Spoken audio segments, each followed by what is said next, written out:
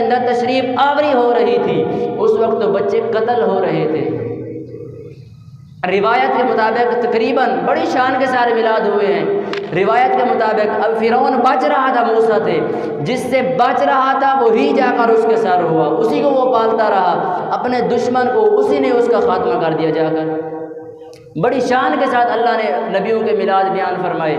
तो हज़रत मूसा अलैहिस्सलाम की विलादत पर जो बनी इसराइल थी उनके बच्चे मारे गए। रिवायत के मुताबिक 70,000 या 75,000 बच्चा माँ के पेट से निकाल कर फ़िरौन ने कत्ल करवाया था।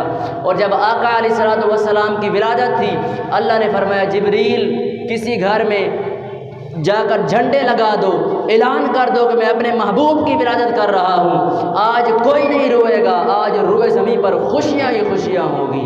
और अल्लाह ने वो जो